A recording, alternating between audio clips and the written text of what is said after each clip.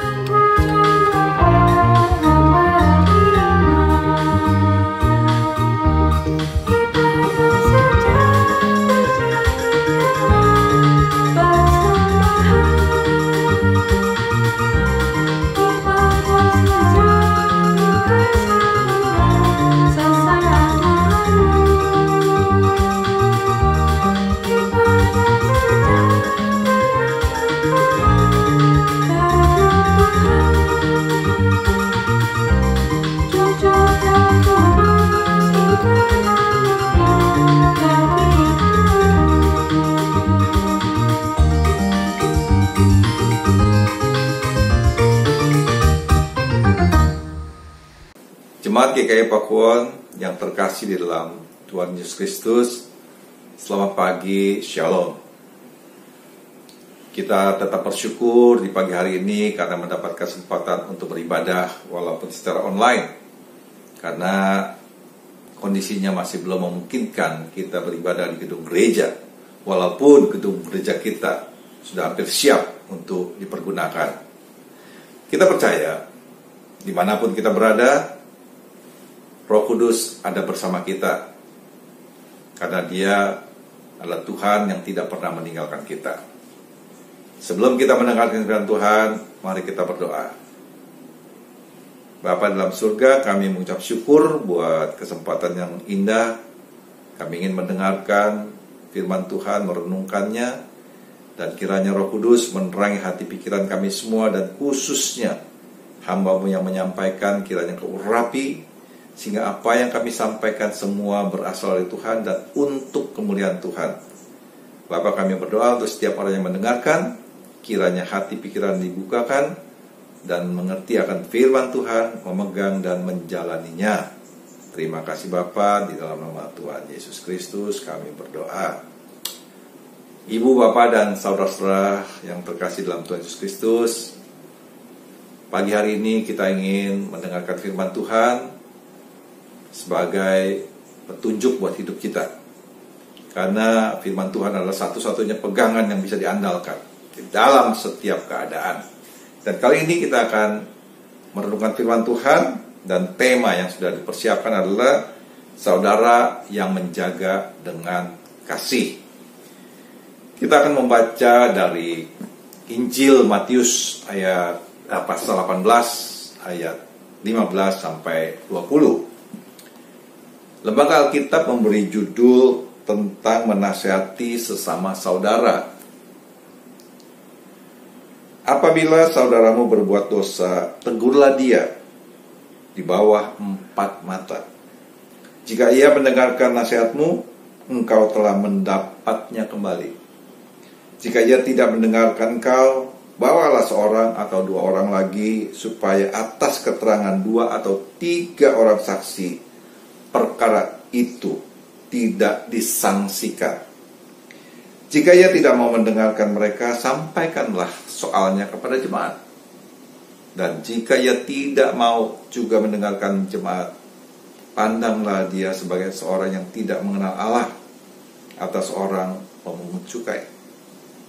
Aku berkata kepadamu, sesungguhnya apa yang kamu ikat di dunia ini akan terikat di sorga, dan apa yang kamu lepaskan di dunia ini akan terlepas di sorga.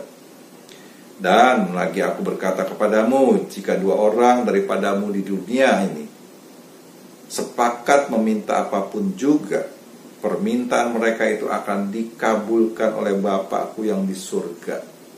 Sebab di mana 2 atau 3 orang berkumpul dalam nama-Ku, di situ Aku ada di tengah-tengah mereka. Ibu, Bapak, dan saudara-saudara yang terkasih dalam Tuhan Yesus Kristus, Tuhan Yesus menyampaikan firman ini bukan kebetulan. Saya percaya pada saat itu ada terjadi permasalahan di antara orang percaya atau di antara pengikut Yesus.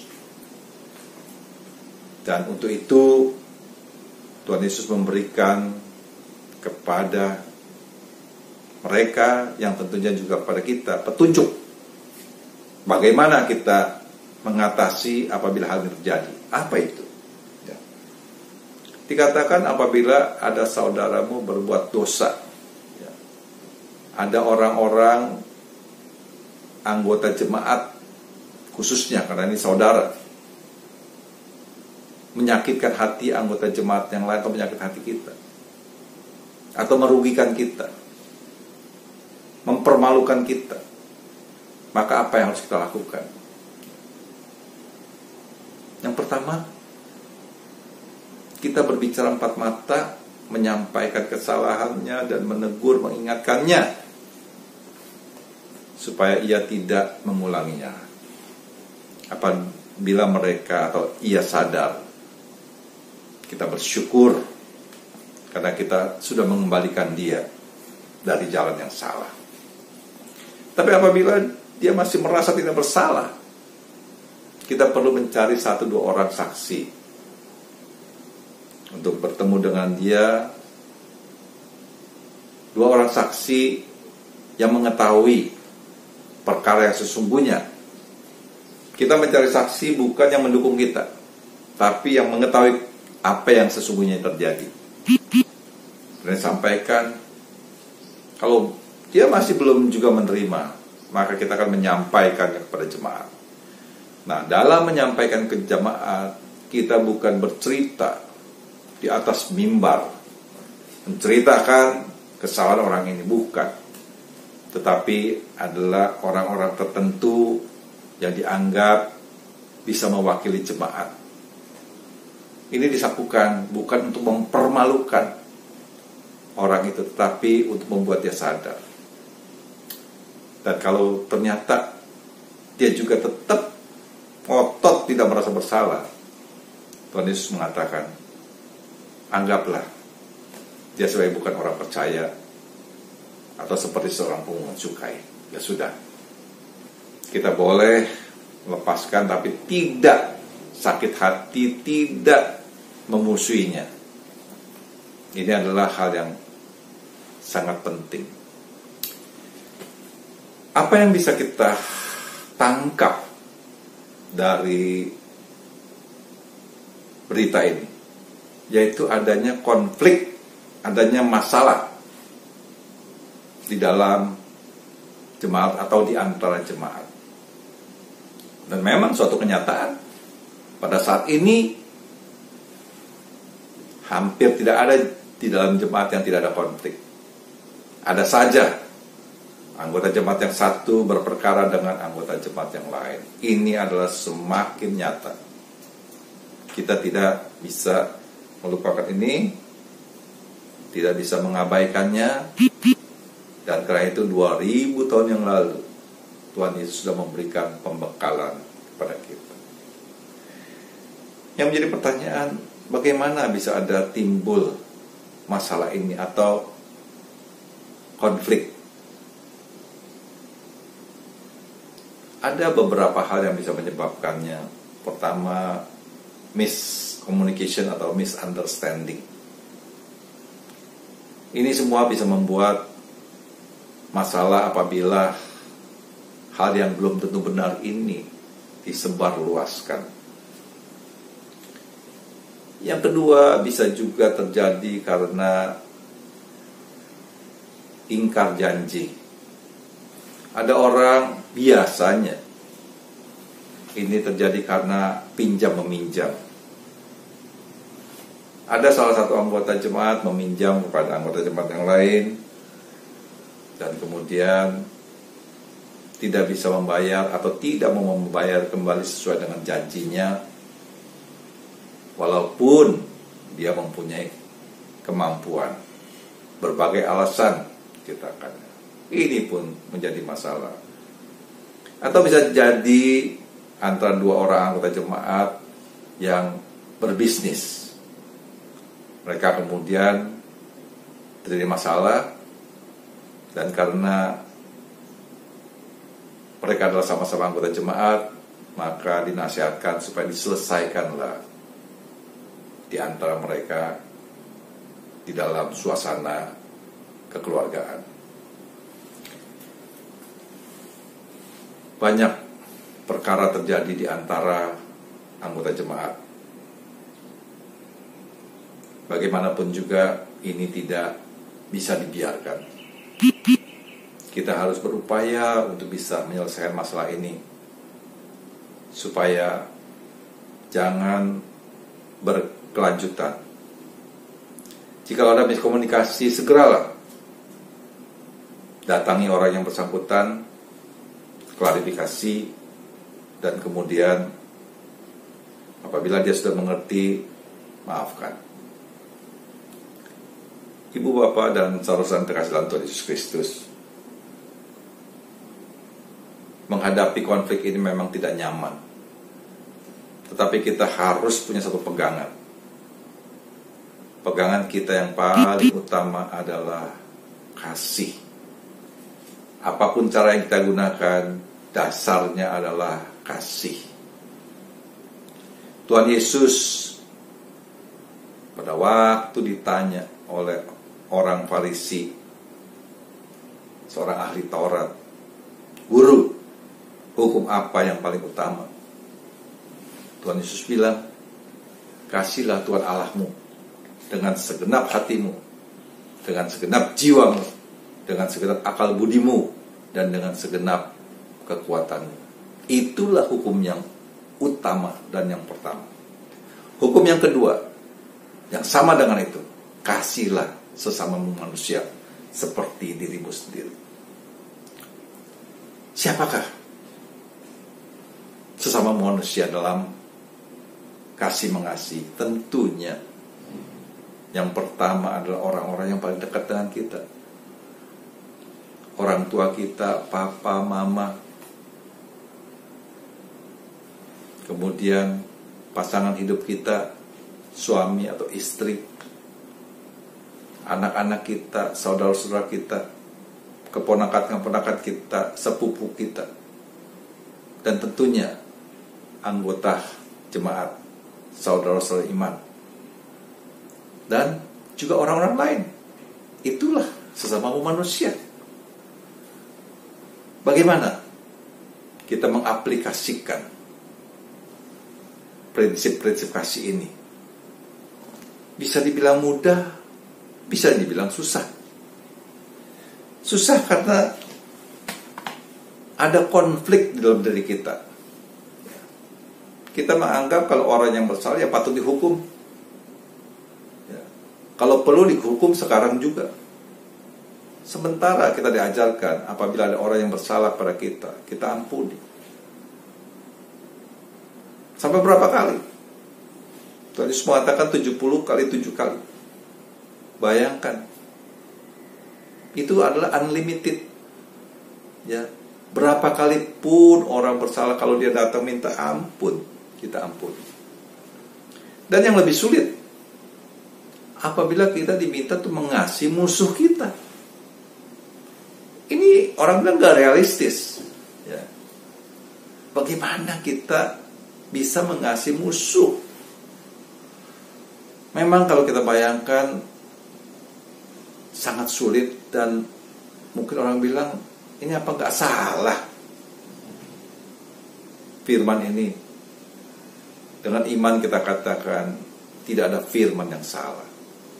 Kita mungkin saat ini belum mengerti, tetapi firman-Nya tidak salah.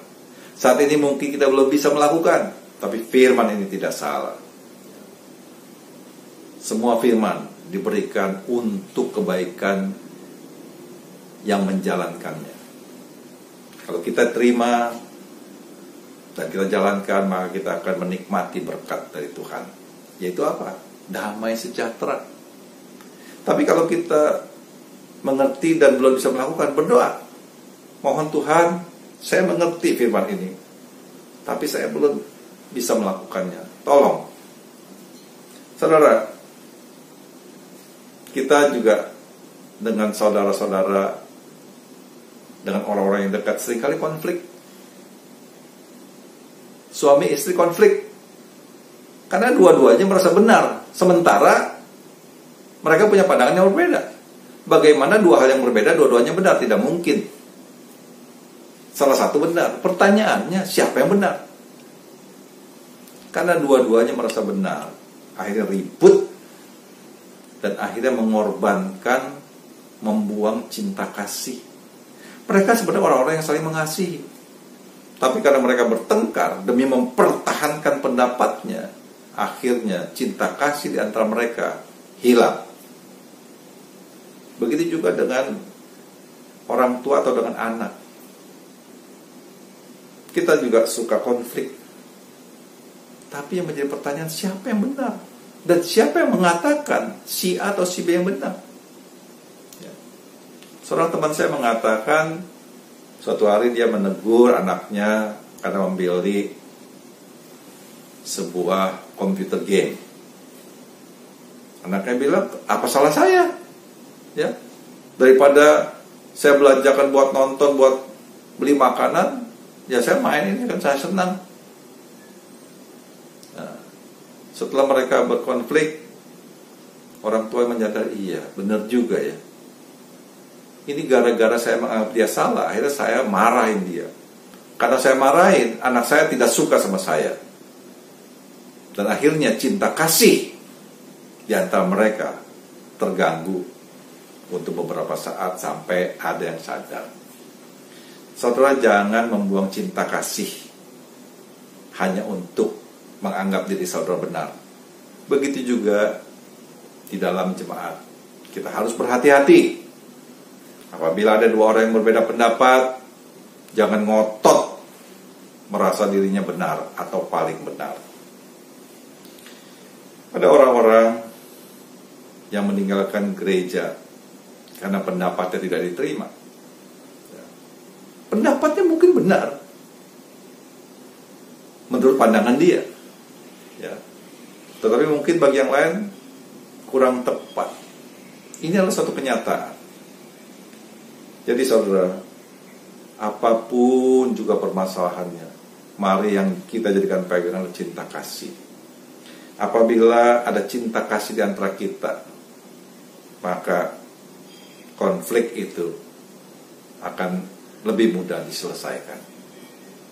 Karena konflik tidak bisa dihindari. Di mana-mana apabila ada orang tidak puas dengan satu gereja karena konflik, dia pindah ke gereja lain. Di sana pun ada konflik, dia pindah lagi. Karena tidak ada. Ya, idealnya memang gereja nggak boleh berkonflik. Ya. Berbeda pendapat boleh. Untuk membangun. Jemaat yang terkasih, bagaimanapun juga ini adalah suatu kenyataan.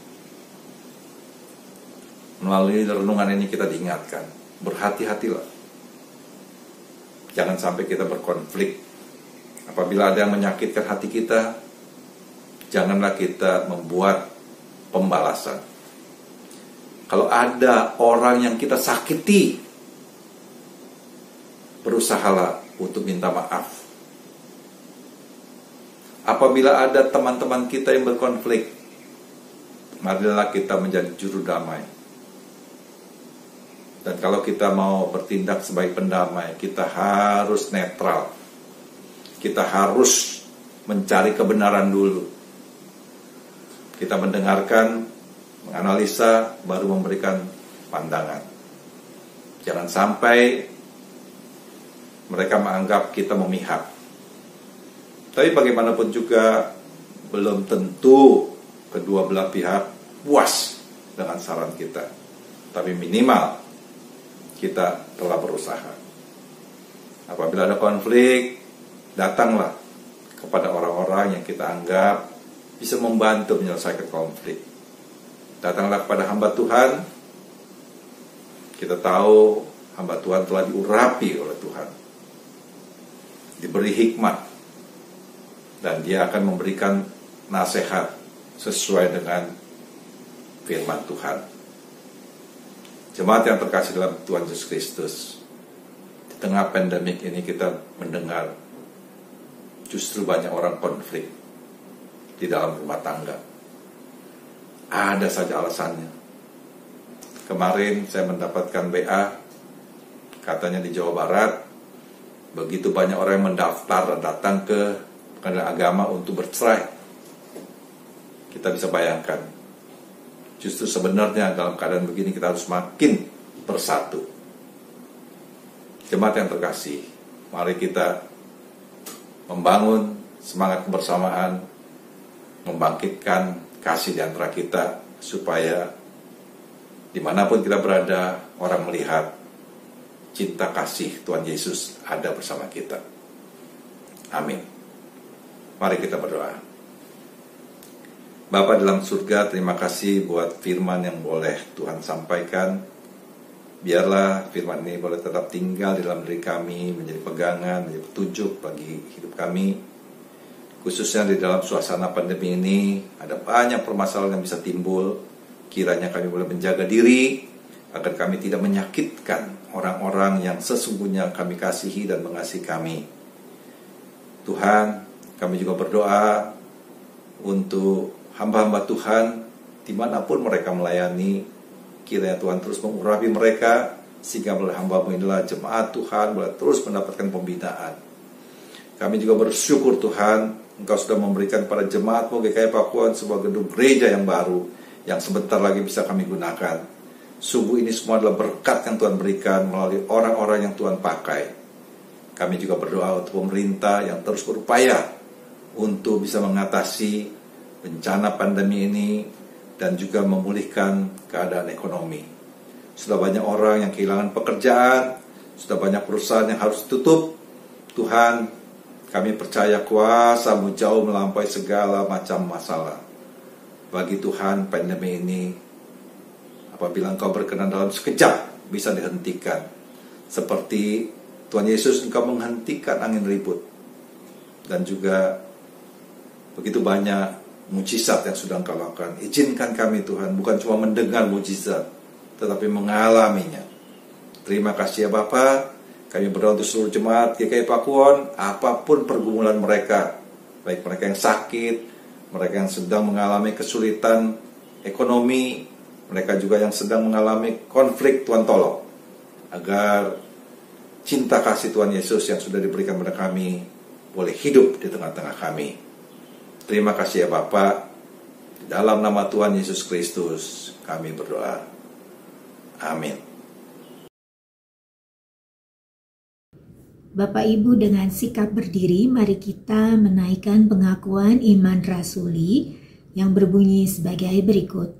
Aku percaya kepada Allah, Bapa yang Maha Kuasa, Khalik langit dan bumi, dan kepada Yesus Kristus, anaknya yang tunggal Tuhan kita, yang dikandung daripada Roh Kudus, lahir dari anak darah Maria, yang menderita di bawah pemerintahan Pontius Pilatus, disalibkan, mati dan dikuburkan, turun ke dalam kerajaan maut. Pada hari yang ketiga bangkit pula dari antara orang mati, naik ke sorga, duduk di sebelah kanan Allah Bapa yang Maha Kuasa.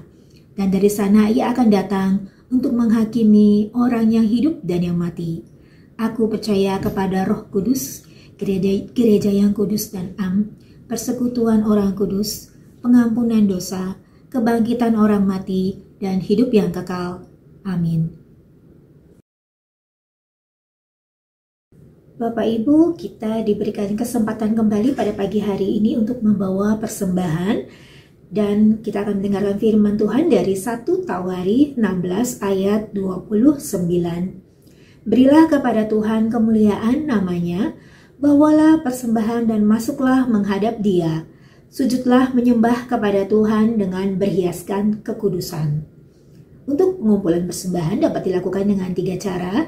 Yang pertama, Bapak Ibu dapat memasukkan ke dalam amplop dan kemudian membawanya kembali ke gedung gereja pada saat kita dapat beribadah seperti biasa. Kedua, dapat juga mengirimkan secara transfer ke rekening GKI Pakuwon.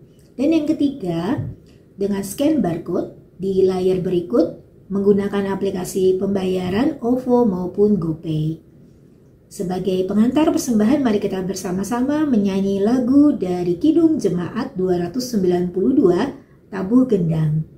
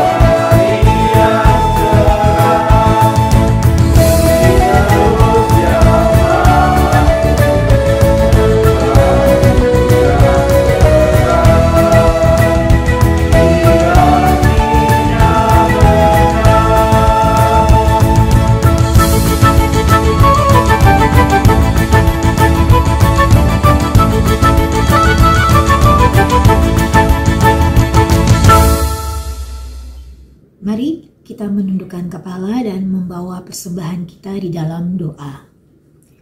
Bapa di dalam surga, puji syukur kami naikkan kehadirat-Mu. Kesempatan pada pagi hari ini kembali Tuhan, izinkan kami untuk bersekutu dan bersama-sama beribadah secara online. Dan pada kesempatan hari ini juga kami bawa persembahan kepada rumah Tuhan. Kiranya Tuhan berkenan dan kiranya Engkau juga yang memberkati setiap tangan yang mengelolanya.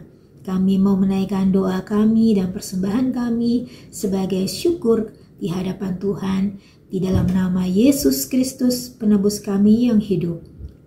Amin.